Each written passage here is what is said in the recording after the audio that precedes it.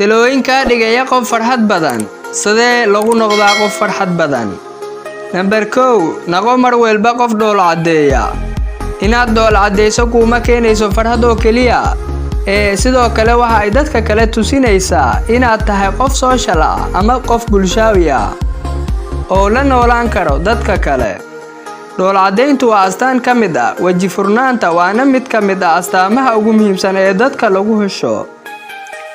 waa suurtagal in qofka uusan dareemin maalin walba farxad saas ay tahayna dadka mar walba dhool cadeeya waa kuwo ka fog murugada maxaa yeelay jadwalka ba ugama jirto in ay murugoodaan xitaa haddii ay la soo diristo waa kuwo iska hindho tiro si aysan u seegin farxadda nolosha. Number 2 aawi dadka kale si aad u hesho farxad badan.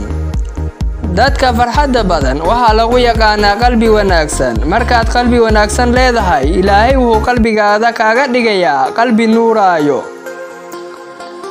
markaad qof aawiso gaar ahaan dadka dhibaataysan oo xilligaas u baahan aawintaada waxa uu ilaahay kuugu bedelayaa farxad aan halkaa lagu soo koobi karin.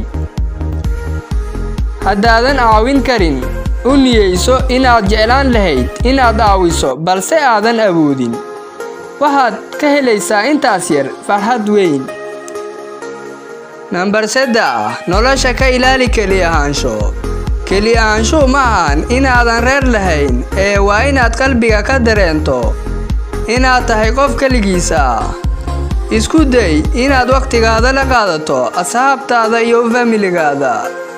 midna xasuusanow keli ahaansho waa udur lid ku ah farxadda caafimaadkaadana aanan u wanaagsanayn. Number 4 iska fogey dadka negative-ka ah. markaad qof negative ah saaxiib la tahay waxaad ka fogaatay farxadda nolosha waxaana deris la noqotay murugyo iyo inaad wax walba u aragto negative.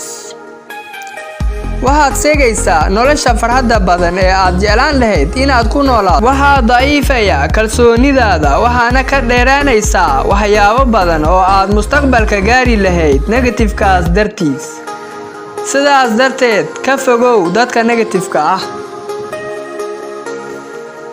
waad ku mahadsan tahay daawashada muuqaalkan. fadlan haddii aad nagu cusub tahay subscribe dheg gambalelkana furo si muuqaal walba aan soo gelino kuu soo gaaro. mahadsanid.